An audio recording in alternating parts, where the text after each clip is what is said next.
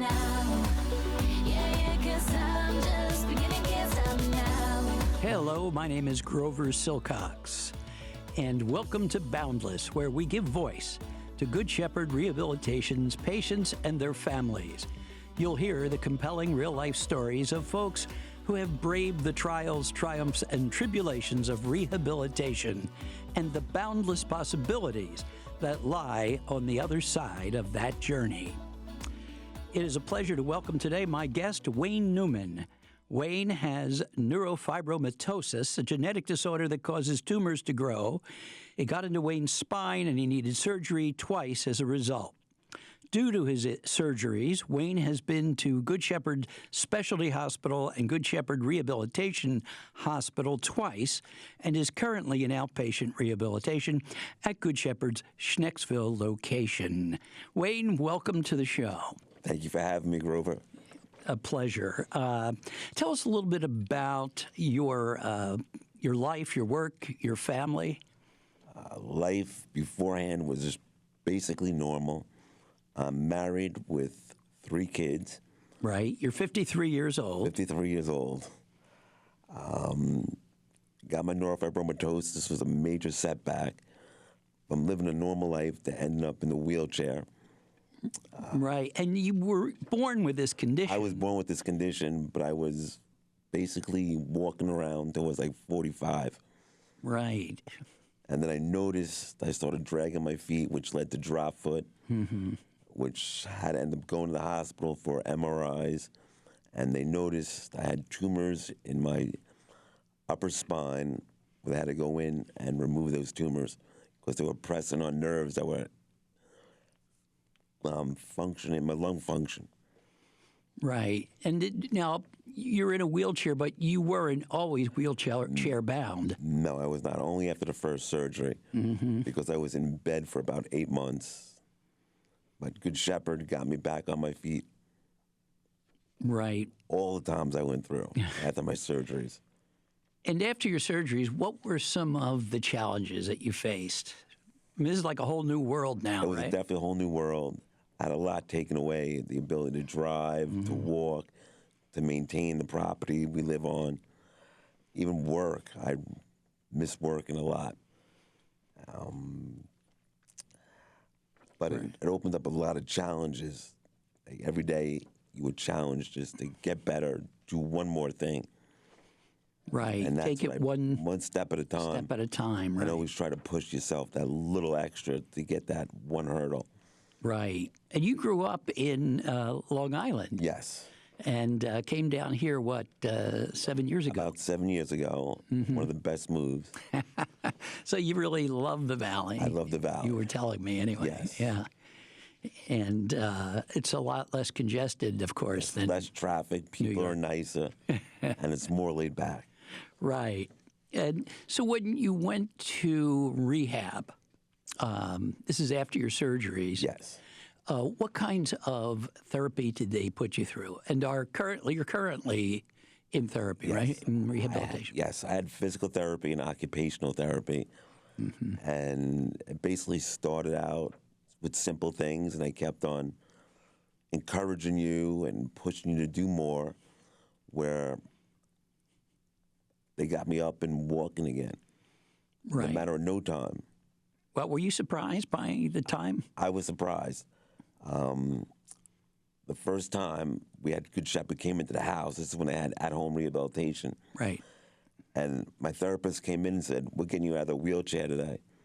And basically said, "Put your arms around my neck," and he hauled me out of the wheelchair. Well, And since then, I was able to stand and start walking with the walker. you know, with such challenges, how important is it for the therapist to motivate, to get you going? It's plays a lot. It's really good. It tells you you want to do it for them. Since they're doing so good for you, you really want to impress them and go that extra mile and push it. Right. It really, you form a relationship, Yes. right? Definitely. It plays a big part. And did you ever think that you would be able to do some of the things that you're doing now? No. I still want to do more. Once you get that little hurdle, you always want to go more. What was your occupation prior to the surgeries? I was like into financial, I guess, check cashing. So the financial field. Yeah. And now what do you do? Basically, I'm on disability because I really can't count money anymore because I have neuropathy in my left arm and I really can't feel. Right. So that's presented an issue. difficulty. Yeah. But so now what are you doing? What kinds of things? I think you mentioned to me that you were doing some eBay and some eBay other stuff things. and cooking. I always loved being a flipper on eBay. Even though it was healthy, I like finding the old things and bringing them back and flipping them to somebody else. And another passion's cooking. Yes, I was told that. You love the kitchen. Love the kitchen, love trying new foods. Your wife must love that. My wife does. I actually clean up after myself most of the time. And you have a variety of ethnic recipes. Yes. Everything from Indian, German, Italian. What's your favorite? What's the favorite of your family? Because you probably make it for the whole family. Oh, my kids love Indian food. Really? Yes. Wow. How about that? They like the flavor. They like when I cook with flavor. Yeah, and Indian food is very tangy. Yes. And I like my German food and my Italian food, but it's definitely Indian food. Right. What was it like going from someone who was completely ambulatory to a wheelchair? I mean, for folks who are just in the beginning of that kind of a journey, what kind of a heads up would you give them? That's a good question. I know it's tough when you realize that you're not going to have a normal life anymore, but you just have to persevere and press through it and get up. Like your therapists are there to support you, and if you listen to them, you'll be in great hands. Right. Again, it goes back to that relationship Yes. and the trust that anyone should have with their physician or their therapist. Yes.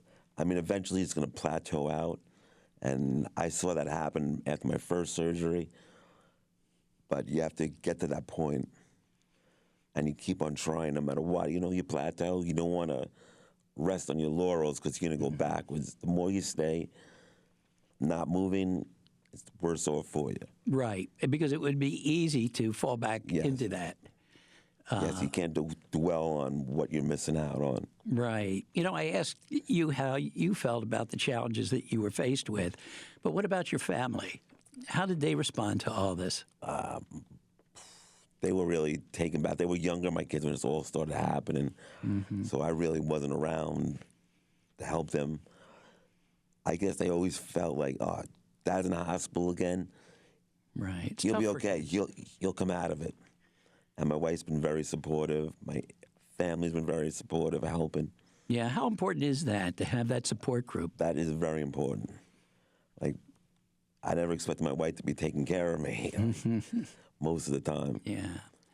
There must be days when you actually motivate them, and then, of course, they motivate you. Yes. I don't know about motivating them, but they motivate me to try to keep up with them and do things.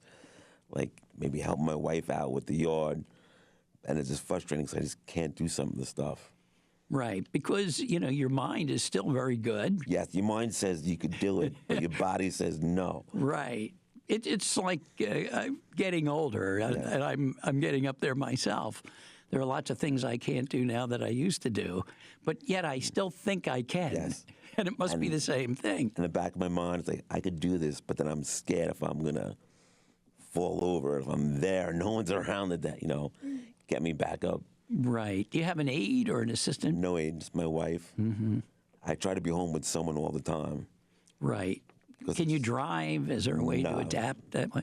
I think because of my neck, the surgery, with the spinal fusion, I really can't turn my head that well. Right. So really want to be safe to drive. So what are the positive things in your life now that, you've come to accept, your disability and you're doing well with rehab and you've overcome a lot of hurdles. Where are you now? Where's your state of mind and how do you feel about things? I'm pretty good by state of mind. I was always good state of mind. As long as I get up in the morning, Right. get out of bed and get to my walker and to my wheelchair, I'm good. Right. And I'm sure that, reverberates through the entire family and your Yes. friends and everyone else. And it's nothing I really would think about before when I was healthy. I was always like, I'll just get up and go. Now it's like, I'm thankful for today to get up out of bed and do this after coming a couple near-death experiences like that. Right.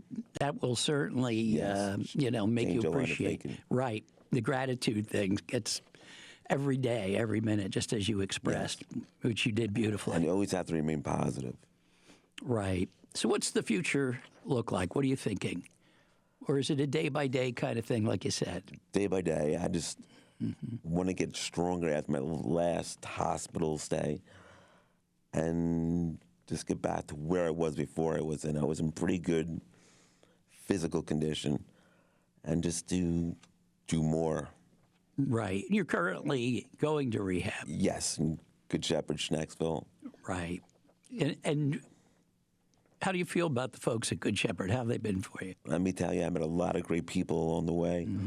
The therapists, the nurses, everyone there, the best. They take very good care of me. Right. From what I hear, the folks at Good Shepherd, you feel like they really care about you. Yes, it's like a family. You know everyone. It's not just come in, give you medicine and run out. You have a conversation. You talk. You get to know each other. Right. And so I think we'll close up by, I'd like to ask you, and I do ask others this, what your advice would be to anyone facing a similar kind of journey. Set goals, like obtainable goals at first. Like maybe not get up and walk right away. Just get up, stand, and take it day by day, a gradual thing, and just don't give up. Always remain positive. There you go. Never give up and always remain positive and take it day by day, Yes. step by step. Yes. Wayne, I want to thank you so much. Thank Good you, luck. Grover. Continued success with your rehab. And thank you for sharing your story. It's been a pleasure being here. Thank you, Wayne Neumann, our guest today on Boundless. And I want to thank you for tuning in. We appreciate your support. Check in with us next time for another episode of Boundless and more personal stories of perseverance, health, and wellness from Good Shepherd Rehabilitation.